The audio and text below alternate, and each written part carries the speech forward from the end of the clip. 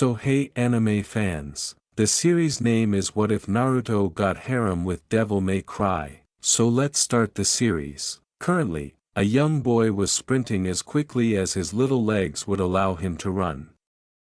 He dodged and wove past obstacles, people, and objects, doing his best to avoid anything was in his path. The child heard a loud, slurred voice behind him say, "Get back here, demon. We are going to finish what the fourth started." He kept running, hoping that if he kept going, the people pursuing him would stop. When he turned, he saw a dead end, and then he quickly turned to see a large crowd of civilians slowly approaching him with knives drawn and empty beer bottles. As they kept moving near him, the young blonde whimpered in terror and looked at them, hoping Cammy wouldn't injure him too much. His voice trembled slightly as he said, Please don't hurt me. What have I ever done to you?"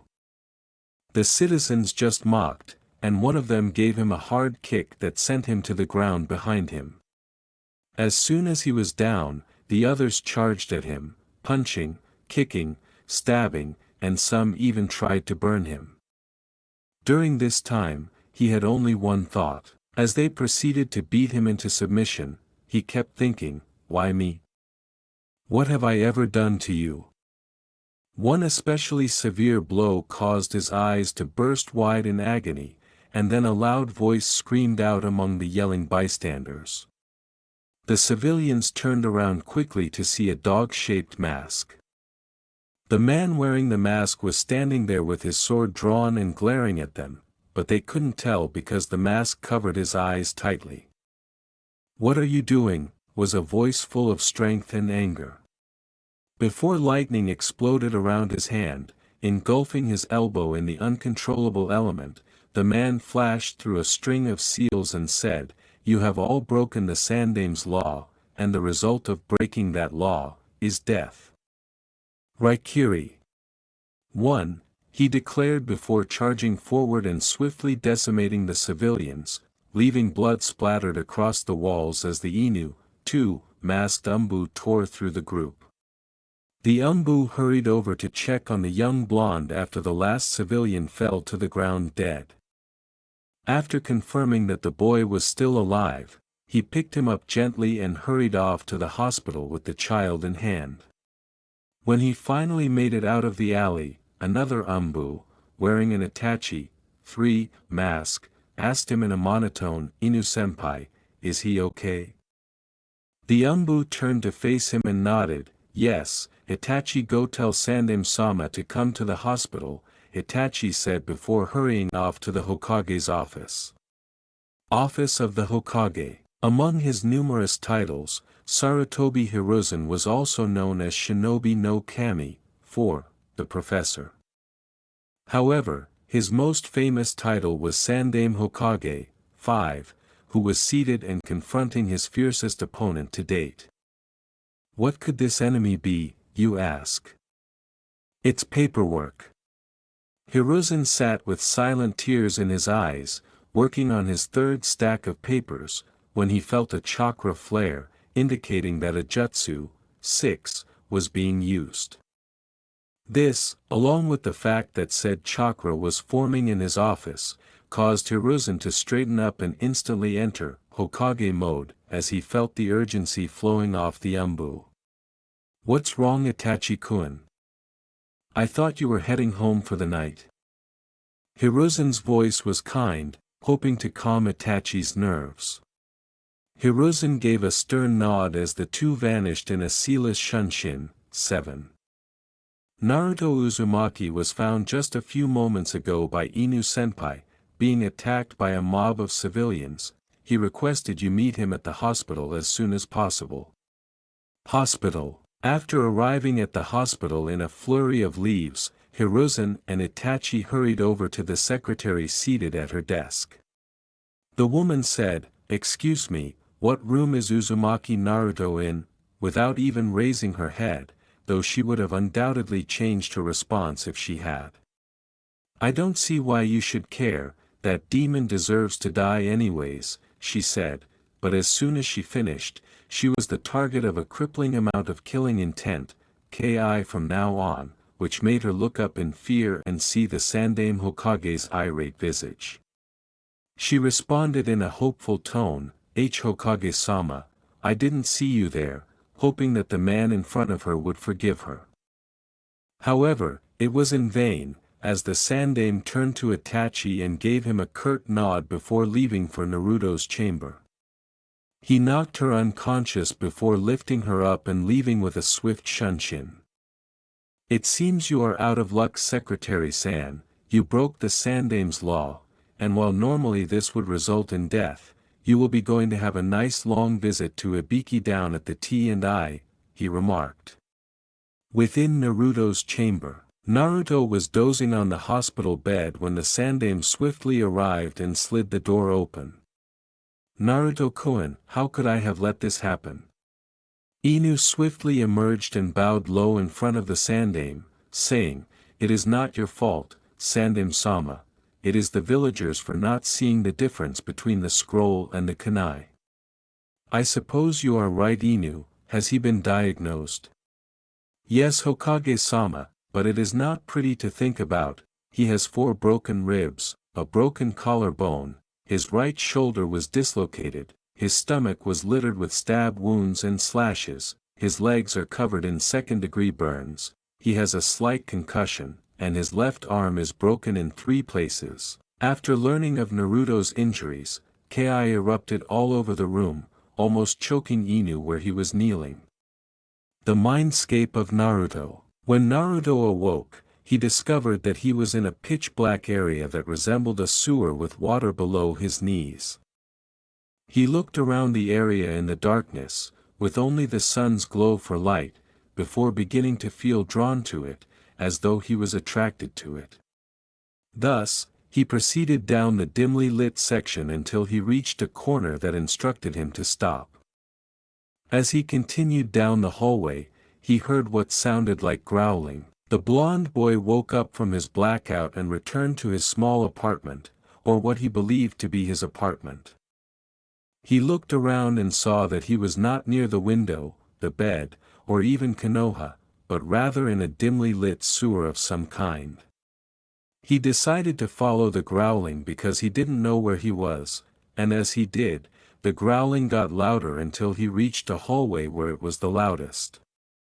He went down the hallway and saw a light at the end, and when he entered the room, he discovered that he was now in a dark prison-like room with a huge cage in front of him.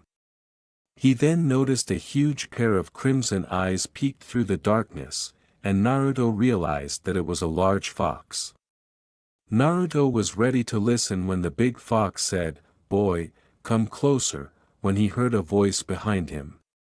When an unknown voice said, "I wouldn't listen to the giant fur ball if I were you, Gaki," Naruto turned to face the speaker and was a little taken aback. The first man he saw had a red trench coat, black shirt underneath, black pants, and black steel-toed combat boots. He also had a strange-looking sword that seemed to stick to his back, and Naruto wondered how he was doing that. The sword was some sort of broadsword, though he wasn't sure what kind, and it had a small, pointed hilt that allowed him to use it only with one hand. The hilt led to a skull with black eye sockets that sat atop bones that resembled a person's rib cage. The guard, which appeared to be 2 small bones, ran along the flat side of the weapon along the 5 small ribs until it reached the beginning of the blade. The second man had white hair, but it was spiky and slicked back. He wore a blue trench coat with white vines running down the jacket, black pants and a black vest underneath. In his right hand, he carried another sword, an okatana, which was wrapped in a black scabbard and had a yellow tie hanging from the bottom. The hilt was white, but there was a straight black line that ran from the cap to the tsuba, which was bronze like the cap. The final man resembled the first 2 men once more. He wore a red hooded vest, blue pants, and a blue jacket. Naruto noted that his right arm was different from the others because it was demonic in structure, resembling an armored hand with white fingers and cracks. The man also had a blade on his back that resembled the first person and somehow adhered to his back. The blade was a red, one-sided sword with a staff pole for the handle. Naruto questioned, "Who are you guys?" Naruto gave that a perplexed face. "Well, Gaki, my name is Dante, and these two here are my brothers Virgil and Nero, and the reason why we are here is because we need you," Dante explained. Virgil stepped up as Naruto said, "What do you mean?" Virgil stated, "What he is saying is that we are here because you are the only one that can help us in accomplishing our goal. You may not know this but we figured out that you are our nephew," but Kyuubi spoke before he could finish. Naruto was still looking perplexed. Kyuubi replied, "Wait a minute, I recognize your sense now, you're the sons of Sparta," as the three men gave him an odd look. Nero asked, "How do you know that demon?" as Kyuubi burst out laughing. "I was once Sparta's devil arm along with the other 9 Bijou, he once fought the others and me before he betrayed Mundus and came to the human world. After he sealed his power away, he learned that my brethren and I were escaping, so he left to this world and split me and the other 8 into different areas. As far as I know he left after siring a child with a human," Kyuubi stated with Naruto getting more confused at what was said. With Kyuubi speaking once again, Naruto questioned, "Hold up, who the hell is Sparta and what the fuck does this have to do with me?" Sparta was one of the strongest demons to ever live. He was a devil and he worked for the Dark Prince Mundus who was trying to attack and conquer the human world. Sparta would later betray him by sealing the gate with both his blood and the blood of a human priestess along with something called the Perfect Amulet. To further ensure that the gate would not open again, he sealed his power with his sword called Force Edge and sealed it in the gate. He originally held me and the other 8 Bijou, but with sealing his powers away he could not contain us any longer, therefore, he left his home and came here where the humans were experimenting with using what you call chakra. He then released us in different areas and while we were demons, we took some of his influence and didn't harm any humans. We later learned that Sparta sired another child though we never met the kid. I guess you're that one's descendant," Kyuubi said with the other 3 nodding their heads confirming what he said was true. "You are our 4th brother Kazama's descendant, and the fur ball is right kid," Kyuubi growls. "We came here after learning that he was in this part of the world, but we were dead at the time. So, over the years, we waited through his descendants to see who would awaken his power so that we too could give him or her ours, and that person appears to be you," Dante said, as Naruto scratched his head and processed all of the information. Naruto grinned at the idea of defending his beloved people. "Okay, in a way that is pretty cool. Everyone always called me a demon, so I think it's time I show them what one can do," he added. As the Kyuubi gazed at Virgil as though he had grown his own pair of tails, Virgil continued, "We will train you in everything we know, and so will the Kyuubi." "Why should I?" Kyuubi asked, considering that aiding people was beneath his demon status. "Because you owe it to the Gaki, because you attacked the village. His life is the way it is." Since Kyuubi didn't want his ship to be hit anymore and not retaliate like some pacifist who believes that people will learn their lesson later, he said, "Okay, I'll help him, provided that down the road he kills a few of those more daring villagers, you know, the ones that try to beat you up on your birthday, or on any day they see fit that no one is around to protect you." Screw later, they had to start learning right away. Anyway, back to the matter at hand. What you need to know is that you are one of the last members of our clan. Although our blood has diminished over the generation to the point where our demonic blood has become a unique form of human blood, Dante remarked while Naruto raised an eyebrow. Naruto questioned, "What do you mean exactly?" Dante added, "I'm saying that you're our last descendant and we wish to change that. It's pretty funny how weak your devil blood is compared to ours, but I have a feeling we're about to change all that," and the other people nodded. The old man refused to tell him, so he had to ask the next best thing. "Wait, if you're my ancestor, do you know who my parents are?" he inquired. With Naruto looking somewhat dejected, Dante remarked, "Well, kid, we don't know who your parents are, we just know that you hold our blood. What we are planning to do is give you a rebirth of sorts." Naruto questioned, "Rebirth? What do you mean by that exactly?" as Virgil took a position. "He means that we're going to make your blood as strong as ours. Our power consists of many things, with the first being healing and regeneration. Our bodies are able to take stabs through limbs, organs, things that normal human beings would be permanently weakened from. We also have another ability that allows our bodies to transform into something called the Devil Trigger, but for Nero it's a lot different," Virgil said, with Naruto appearing somewhat perplexed at this point. He asked, "What do you mean, Virgil, right?" and the man nodded. Nero then got up and showed off his peculiar right arm. Nero moved forward to the youngster and held out his arm as Virgil remarked, "His right arm is something that you'll learn down the line, but for now we must prepare you for the rebirth." Nero remarked, "This is, in a way, my Devil Trigger," as Naruto stared straight at the arm, which appeared to be covered in red and black armor with a glowing blue hand and sides.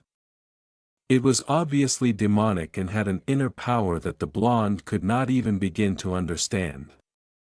A slight astral arm followed the half-demon as he waved his arm in the air, both independent and attached to the demonic arm. "This," Nero said, raising his arm to the level of his eyes, "is called the Devil Bringer. It is both a part of me and separate from me." The brunette looked at him oddly. "You see, when I was a child I was possessed by a demon who wanted power and was willing to use me to get it. The people watching me at the time fought against the demon and were able to drive it back out of me with the help of my demonic blood. However, when the demon was removed, it was soon revealed that my arm had taken a bit of the demon's power and used it to turn my arm into what it is today. Now I can use this arm to pull my enemies or myself to me. It's really fun to use once you get used to it," Nero said, with Naruto grinning. Then, Virgil stepped forward and gave the blonde boy his sword. "From me you shall receive my most prized possession from my father," Virgil said, holding up the okatana.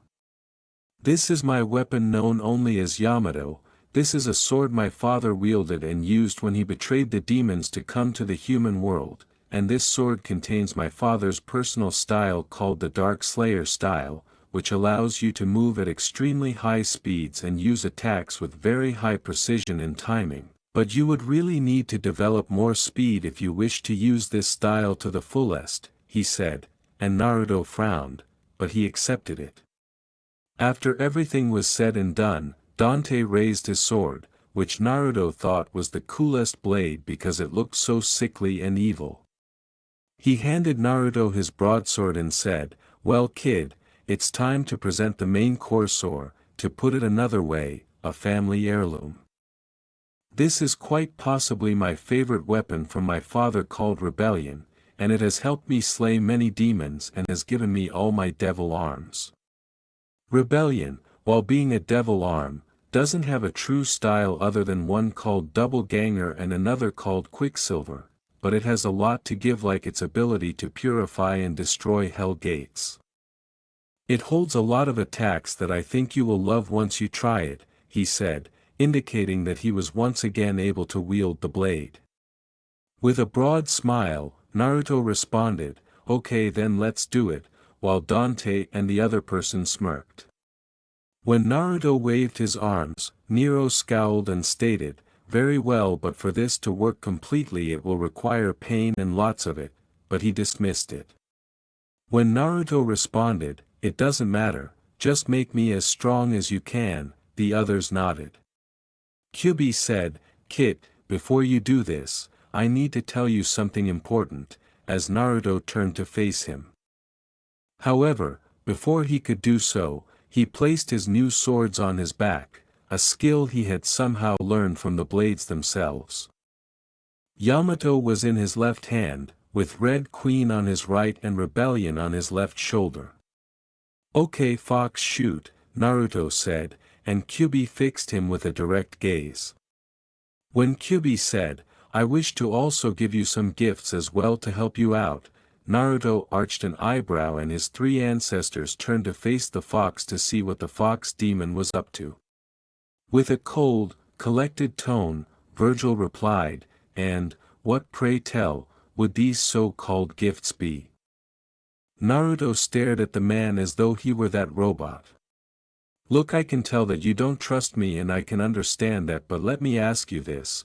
What harm could I possibly do to the boy if his seal forbids me from harming him?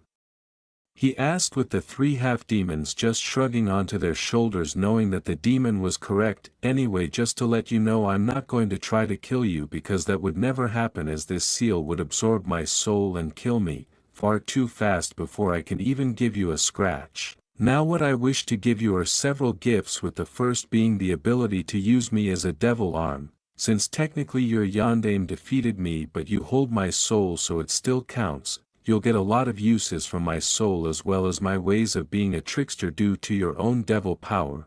Kyuubi replied, with Naruto looking confused. He asked in a perplexed tone, devil power? I have my own devil power, as Dante turned to face Kyuubi.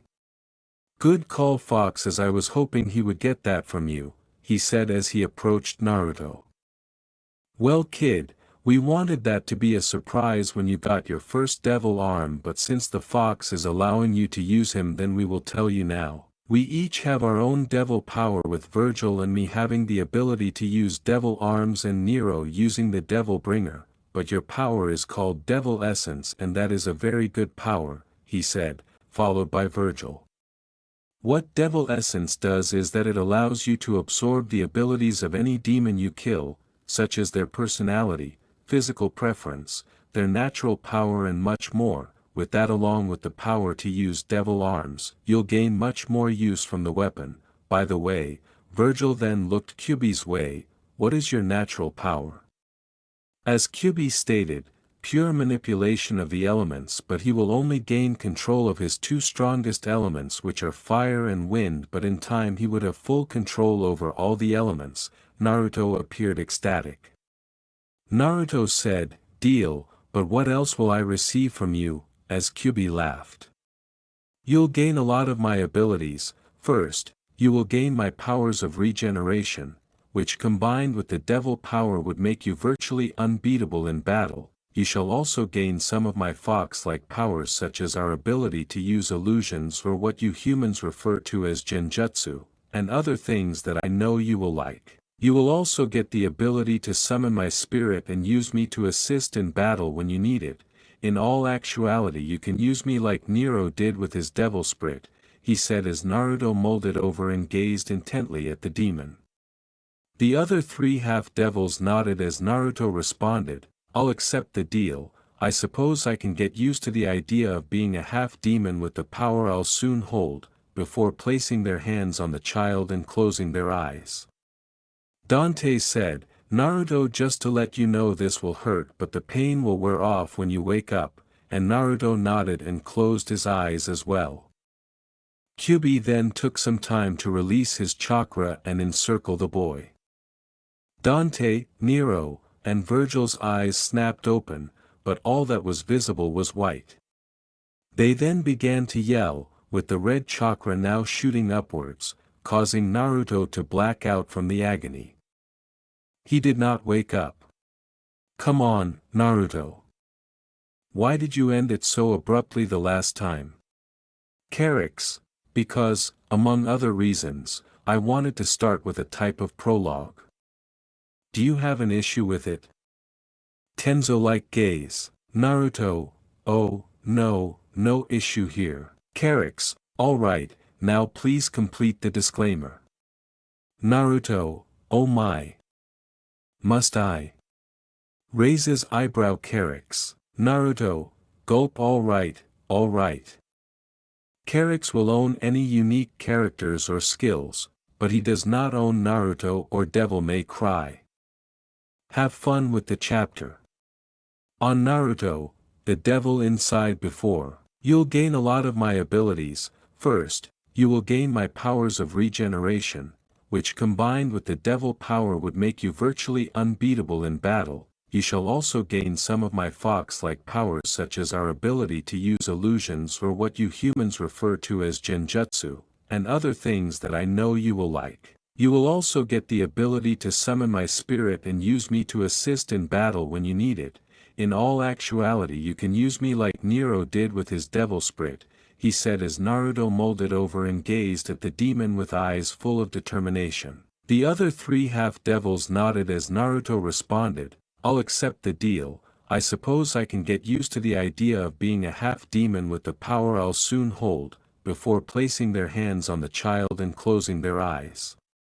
Dante said, Naruto, just to let you know this will hurt but the pain will wear off when you wake up, and Naruto nodded and closed his eyes as well.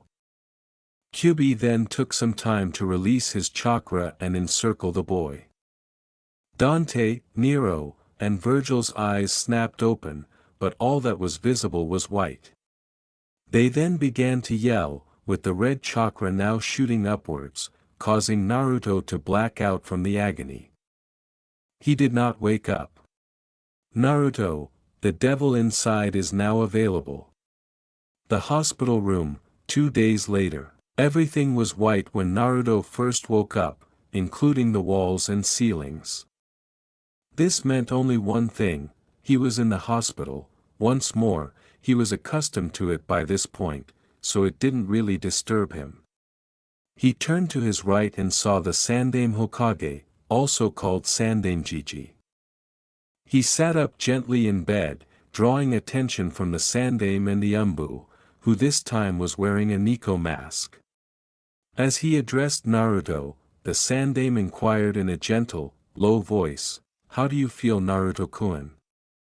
I feel okay, Jiji. How long have I been out?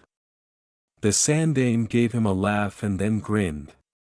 2 days, Naruto-kun, you can leave whenever you want and then we can go and get ramen. Naruto smiled broadly as soon as ramen was mentioned. After climbing out of the bed, he stumbled and fell into a heap on the floor when his feet struck the floor earlier than he had anticipated. When he looked up after hearing a gentle laugh, he saw the Sandaime holding out what appeared to be a tiny pocket mirror. Hopefully, he didn't bring that with him everywhere. After grabbing it, he was startled to see his reflection. He noticed that his naturally wild, spiky blonde hair had vanished, replaced by a dark silvery white that was puffed out, trim, and reached the nape of his neck. He also noticed that his whisker-like birthmarks had thinned to the point where they were barely visible unless you looked very closely. He looked up to notice a change in his eyes, noting that the pupil had turned to silt and that the iris had a tiny red ring around it. Then he saw that the swords that Yamato, Rebellion, and Blue Rose had given him were entirely missing from his person. After a brief moment of terror, he noticed something odd on his left bicep. Tradition was tattooed around what appeared to be Yamato, encircled by blue, ghostly swords. On his right arm, or rather, his right bicep, there was a skull encircled by 8 rows of what appeared to be a person's rib cage. A broadsword with the words, Resistance, in strong lettering was placed in between the rib cage. His Jiji just grinned and ruffled his now tamed white hair as he looked up in disbelief.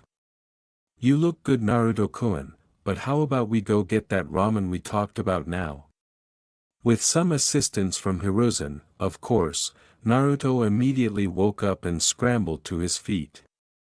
Time jump, first one, after 5 years. Standing tall in the forest of death, wearing only a pair of loose-fitting black pants and black steel-toed boots, a red trench coat dangling from a tree branch, and a pair of black arm bracers adorned his arms with 9 swirling foxtails, Naruto was facing 100 clones, each of whom was carrying a copy of Rebellion.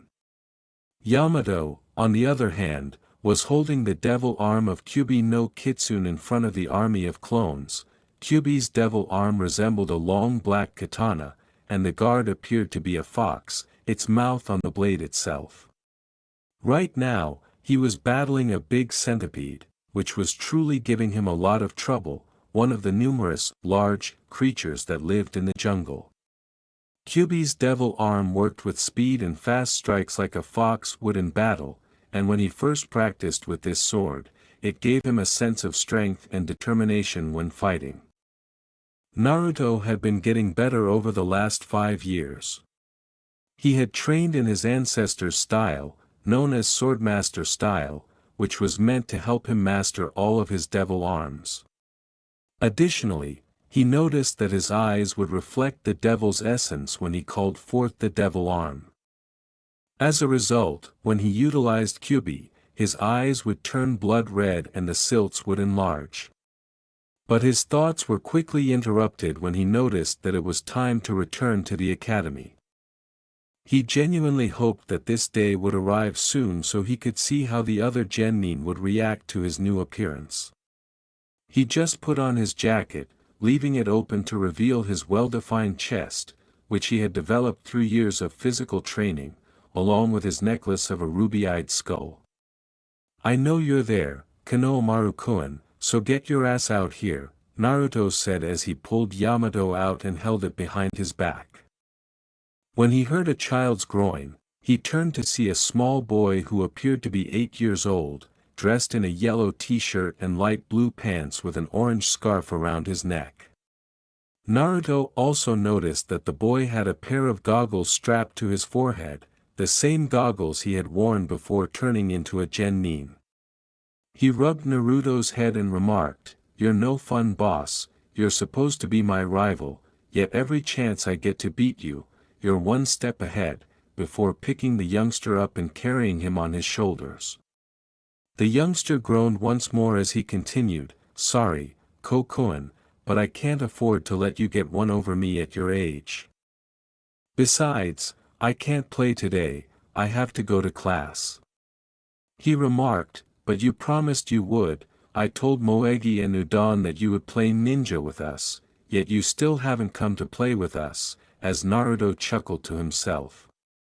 At the academy later, Iruka glanced around the room and saw that everyone who had passed the exam was present.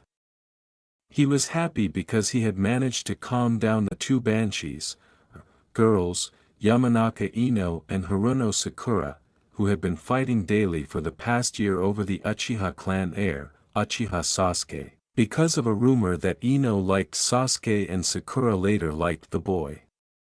The tension between the two girls had risen to such an extent that it would eventually become the sword that would pierce their friendship, which is why they act this way.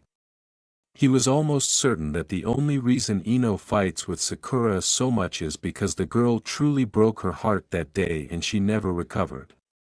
He was about to speak when he noticed that everyone was silent when the doors opened and a white-haired boy entered. The boy was well over 5 feet tall, with deep blue eyes and short white hair that resembled a mop. The girls were actually staring at his open jacket, which revealed his shirtless chest and a chain around his neck that appeared to have a ruby on it. Everyone was curious about the boy's identity, but Iruka knew who he was because of the whisker-like marks on his face. Marks that were unique to one individual and that only one person owned. With everyone thinking, "Hello Naruto, it's good to see you're back, now take a seat," he said, jaws dropped in disbelief as they gazed in his way. "Sorry Scarface, I've been busy but we'll talk later," Naruto said, simply grinning as he waved to Iruka. This had everyone turn to watch Iruka, curious to see what he would do in response to being dubbed Scarface. To their surprise, he dismissed the boy with a simple gesture. "Congratulations to all of you, you all have managed to make it this far, but the road ahead of you will only get harder. You are now genin, the lowest of the low, and as such adults, I am proud of you all for making it this far and wish you luck on the journey ahead of you. If you remember nothing else, remember this. You now represent our village, the oldest and strongest of all the shinobi villages. Take pride in that." Several cheers went throughout the room as Iruka concluded his remarks, but as soon as they subsided, he spoke again. Now then, as tradition goes, you have been divided into teams of 3 along with a jounin instructor, Team 1. From this point on, Naruto ignored the man and waited for his own team to be announced. Team 7, Uzumaki Naruto, Haruno Sakura, and Uchiha Sasuke. Your jounin instructor is Hatake Kakashi. While Sasuke only moaned about being paired with 2 worthless teammates, Sakura sprang with delight at seeing her Sasuke-kun. Team 8, Aburame Shino, Hyuga Hinata, and Inazuka Kiba. Your jounin instructor is Yuhi Kurenai. Shino slapped his skull in frustration as Kiba screamed about being with Hinata. As Ino slammed her head on the desk at her assigned fate, Iruka remarked, Team 9 is still in circulation from last year, so there won't be a new one. Team 10, Nara Shikamaru, Yamanaka Ino, and Akimichi Choji. Your jounin instructor is Sarutobi Asuma. Now then, we will have a 1-hour recess. After this you will return here as your jounin instructors come pick you up. Dismissed. The group of preteens started talking excitedly and then departed the room, causing commotion. The only people still in the room 4 hours later are the members of Team 7, everyone else was picked up within the first 10 minutes. Sakura had spent the first hour nagging Sasuke, and she claimed that Uchiha had ignored her very existence. Since then, everything has been quiet as the girls started glancing between Sasuke and the white-haired boy who was Naruto. Sasuke, on the other hand, had spent the entire time introspecting and ignoring Sakura's presence in an attempt to learn the secret behind Naruto's new look and the secrets he had concealed. Naruto, on the other hand, had spent the time reviewing his actions over the previous month. Rewind. Training Area 44, also known as the Forest of Death, is a vast forest full of dangerous animals, poisonous plants, and insects. In addition to these, there were a number of other things that would make someone with an iron stomach sick. Despite this, Naruto was not known as the boy with little fear because he had never experienced anything that most people would even consider experiencing, regardless of age. However, he resolved that for himself, and as a result, he learned more from it than most people would anticipate. He found this location about 2 weeks ago after asking the Hokage where the best place to train would be. The Hokage gave him a list of places he could go to, and he concluded that the Forest of Death was the best place. In my opinion, it was quiet, serene, and you could kill something there every day. It was ideal. It turned out that snakes are possibly the best way to survive in the wild because they are packed with protein and vitamins that you need to survive. However, in order to obtain a snake, you would first have to cut off its head because if it turned out to be poisonous, you would have to bury its head because the poison is trapped in its fangs, so you're still at risk of being poisoned by it. After that, you would simply shed the skin and eat it, and as a bonus, you would also receive a nice belt. However, at the moment, Naruto was only seeking for a suitable location to train for a considerable length of time before finding a great tree to spend the night in and then beginning the process anew. With his unique Yamato sword still in its sheath in his left hand, Naruto stood in front of a big bug. "Exceed!" was yelled by Naruto as he planted his foot on the ground, rotated, and dragged his right foot down while holding the sword in both hands. That was one of the many moves Naruto had learned over the previous 5 years. It involved charging forward while holding the sword in both hands and dragging your right foot on the ground to create a devastating attack. Normally, Naruto would channel his fire chakra into the blade, setting it on fire and significantly increasing the damage it caused. The bug screamed in agony as he drove the blazing sword into it, then burned to ashes. End of flashback. I just want to get this thing over with and start hunting demons, he thought, feeling the blood of his ancestors spark. Kyubi told him numerous stories about how Dante killed thousands of demons and captured well over 20 in his lifetime. He would explain how he obtained each one and what it took to kill it. He was startled out of his reverie when he heard footsteps. He sat up and glanced over in time to see the door open, revealing the figure of a man dressed as a Konoha Jounin. Aside from that, he had a mask covering the lower portion of his face and a headband that was angled to conceal one of his eyes. Lastly, he had silver hair that stuck up at an odd angle. The man said, "My first impression of you guys is, you're boring," which made the genin turn away. After saying, "Anyway, meet me on the roof in 5 minutes," he vanished in a cloud of smoke. Naruto got up and left without saying anything to his teammates, and Sakura and Sasuke followed. When they reached the roof, Kakashi was leaning on the railing, holding a small orange book. He motioned for them to sit in front of him, then snapped the book closed before putting it in his pocket. "Okay, how about introductions, names, likes, dislikes, dreams for the future, all that good stuff," he sheepishly replied. Sakura said, "Well, could you go first so we know how it's done?" "And she's supposed to be the smart one," the 3 men said, letting out 3 sighs at once. "All right," the man said, laughing inwardly at the response he got from the 3. "My name is Hitaki Kakashi, and I have a few likes, the things that I dislike. Well, I have a few hobbies." Before pointing to Sakura, Kakashi said, "Okay, your turn, Pinky." "My name is Haruno Sakura, I like," looks at Sasuke and blushes. "My hobbies are," looks at Sasuke again, "and my dream for the future," blushes, looks at Sasuke and squeals. The 3 men sighed deeply as they thought, "Damn fangirl." Despite his lack of interest, Kakashi was asked, "And your dislikes?" Everyone else winced as the girl yelled, "No pig."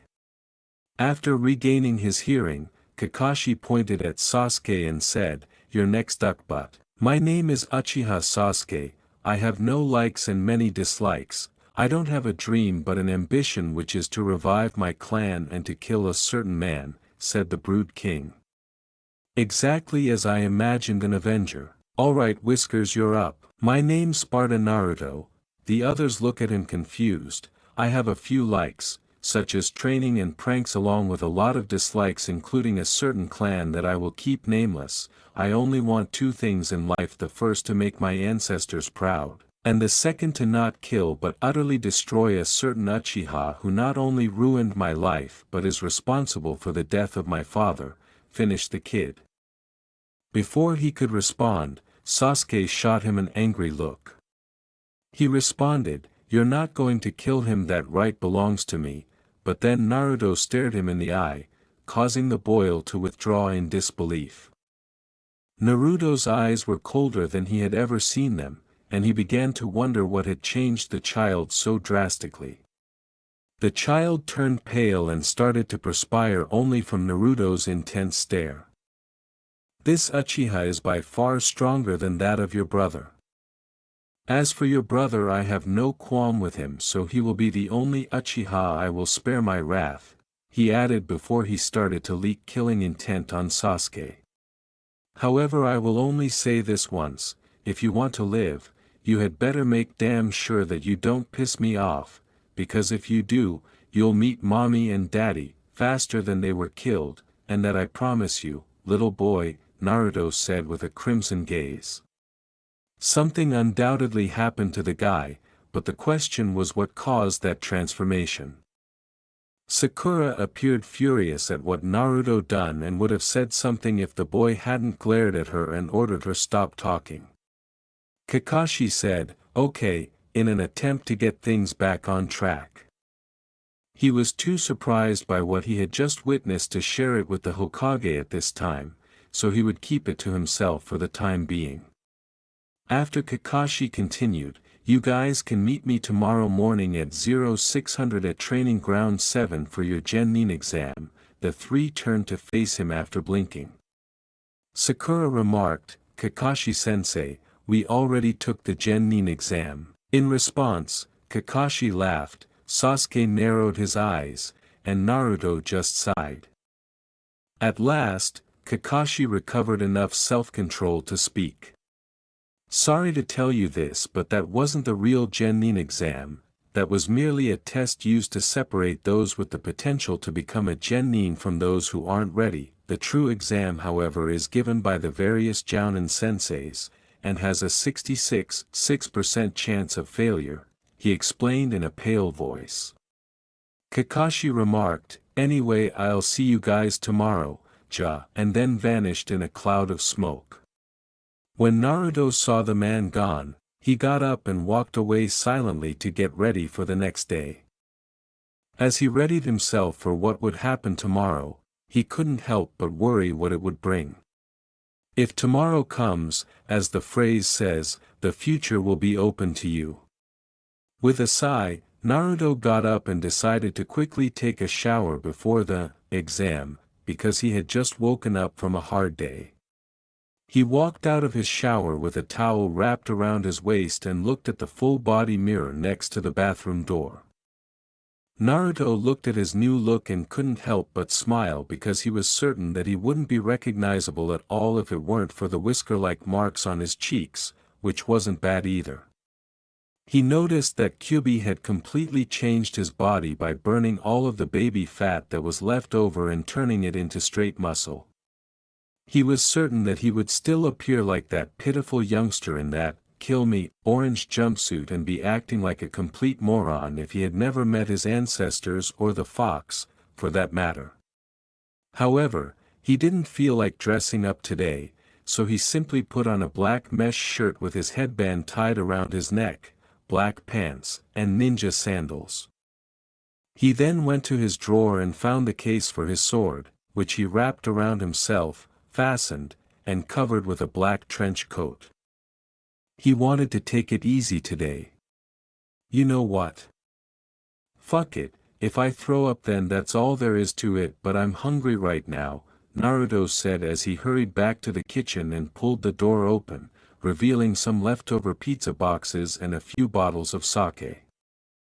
He heard his stomach growl loudly as he looked toward the refrigerator before leaving his house.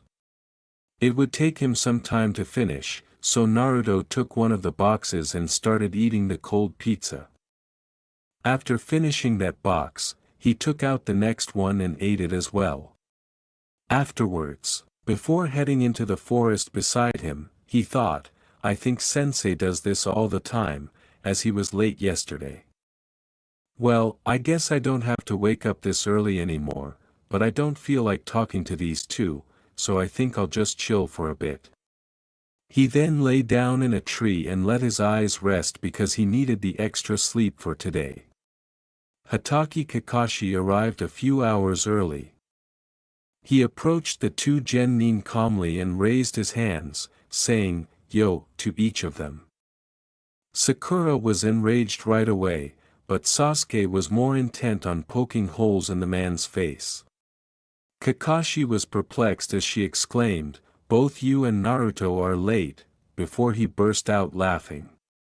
Sakura looked at the trees behind him and said, "Please, Sakura. I'm not some low-ranked academy student. Naruto, why don't you grace us all with your presence?" The two genin all turned to face Kakashi, but they couldn't find their white-haired teammate. Sakura then turned to face Kakashi, perplexed. She questioned how her sensei could have such a faulty perception of Naruto given that he was a jounin and all. Kakashi-sensei, I don't think Naruto is here. Sasuke-kun and I have been here since 7 and neither of us has seen him," she remarked. When Naruto said, "I've been here since 8 Pinky, you might have noticed if you weren't so concerned about the Uchiha," both of his teammates turned to face him and saw him leaning against a tree. "Yo," was all he said, waving his hands, and Sasuke simply looked stunned. "I didn't even see him appear," he asked, looking as if he were a ghost. "Dobe, What kind of power are you concealing? He pondered. However, Sakura quickly recovered from her disbelief, which quickly turned to rage as she exclaimed, "Naruto, why are you late?" Naruto picked his ears before responding in a cool, collected manner. Sakura growled, but Kakashi stepped in to stop it. "You'll wake the dead with your voice, Pinky," Sakura growls. "Anyway, I didn't feel like being with you too, so I just slept in until Kakashi-sensei got here," he remarked. Kakashi said, "Anyway, now that we're here, let's start this test," and he set a timer down on a tree stump. He held out 2 silver bells and tied them to his waist. "It is 10:30 right now, you guys have until 12 o'clock to get the bells from me, come at me with intent to kill," he said. Sakura asked with a hint of worry, "Are you sure about that, sensei?" She didn't want to witness her Sasuke-kun severely beating her sensei. "Don't worry about me, Sakura, just worry about yourselves. After all, you guys won't land a single scratch on me. I'm Jounin for a reason, you know," Kakashi said, wondering absently if she was worried about him or that Sasuke would beat him. "Kakashi-sensei, why are there only 2 bells when there are 3 of us?" Sakura said after noticing that Naruto had chuckled a little and that Kakashi had given him a quick glance before flicking the bells. Naruto yawned into his hand, drawing everyone's attention. "I'm glad you asked, Sakura," he said with a smile. "You see, in this exam only 2 of you will pass and the ones that don't will go right back to the academy," he said. Sasuke and Sakura instantly had determined expressions on their faces that indicated they would receive the bells. As Naruto replied, "Can we hurry this along? I don't want to waste any more time here," Sakura and Sasuke gave him perplexed looks. After saying, "Okay then, everyone ready, set, begin," Kakashi looked about and was amazed by how well the genin had hidden themselves. "Well, not bad for some beginners, as they are doing quite a good job of hiding," he commented. "But wait, I only sense 2, where's the other one?" Kakashi inquired in his mind as he sensed someone standing behind him. "What's going on here?" Naruto said, "You know, sensei, it's not a good idea to let your guard down, not even for genin." Then he raised his arm, holding a kunai, and sent it towards Kakashi's spine. Kakashi took the shot, shocked to see that Naruto had appeared behind him without making any noise to indicate his presence. "It's as if he knows the silent killing technique from Kiri," Kakashi said, before turning into a log and reappearing on the opposite side of the clearing. Kakashi asked himself, "What on earth is that moron doing?" Sakura was more focused on locating Sasuke than seeing her foolish teammate get his ass kicked right now. Of course, she would watch that, but only with Sasuke. Sasuke wondered how Naruto managed to materialize behind the man without even hinting at his existence. As Kakashi reached into his pouch to retrieve something, Naruto's voice caught his attention. Kakashi was shocked that Naruto was aware of his book, but he ignored his warning as he took it out. "Kakashi, I'm afraid I can't allow you to take out that book," he replied, closing his eyes and standing motionless for a moment. "Oh, and why's that?" he asked, only to see it explode into flames. He looked up to see that Naruto's left index and middle fingers were outstretched, with smoke trailing from them. He then raised his right arm to his back, and the Kyuubi sword appeared in a whirl of flames, causing Kakashi's eyes to widen. As he took the sword away and stabbed the blade into the ground, flames encircled the sword, alerting Kakashi that, if he didn't take this seriously, he would be at death's door for dinner tonight. Naruto charged forward and extended the Nodachi-class sword in a wide slash, saying, "Because, I'm going to make sure that your attention is focused on nothing but me, now let's go." Kakashi leaped over the slash and landed behind the white-haired boy, only to watch him strike the ground he had been standing on, causing his eyes to widen once more. When the blade touched the ground, it burst into flames, but they weren't your typical orange. Instead, they were pure pitch black. Kakashi swiftly rolled to the side, avoiding the stab, and threw a kunai at his head, only to see the boy cut it. Naruto then raised his sword high and sent it in the direction of a downed Kakashi, who removed more kunais and blocked the sword by crossing his arms and holding it. Naruto pushed until the tip of his sword touched the ground, then he pulled back hard and easily sliced through the kunais before attempting to stab Kakashi through the stomach, but the man flipped himself off the ground, causing Naruto's sword to stab the ground. Kakashi was about to follow his attack, but before he grasped his sword firmly before twisting the handle, causing it to catch fire and shatter the rock beneath it. Then Naruto yelled, "Exceed," and charged at Kakashi, but this time the speed and power were much greater. Thinking that they would block the blow, Kakashi raised his kunai, but he was rudely awakened when the blow came and tore through both the kunais and Kakashi, revealing that he was actually a shadow clone. Naruto then tore through it, then twisted on the heel of his right foot, coming to a sudden stop, and using his sword to propel himself to his feet. He wasn't the only one who was amazed by the attack. Sasuke and Sakura were astounded by what they saw.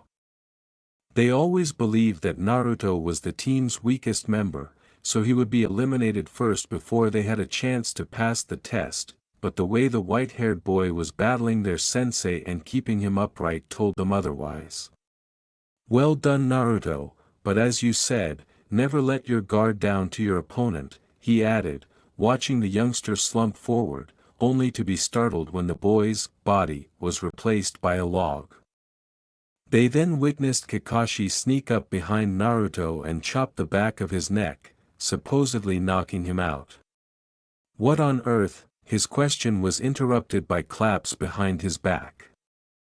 He turned to see Naruto clapping his hands and his sword firmly stuck to his back, seemingly unabated. This made him wonder, how in the hell did he manage to get his sword to stick to his back like that? Was he using chakra? Did he apply glue to his back? What did he do? His thoughts were interrupted when Naruto said, "You know what, Kakashi, that was very impressive, but I think I've had enough fun for one day," and simply passed the test, while holding up 2 silver bells.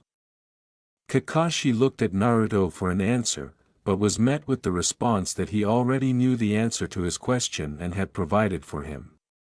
"If you're wondering how I got the bells, well, I simply got them when I appeared behind you.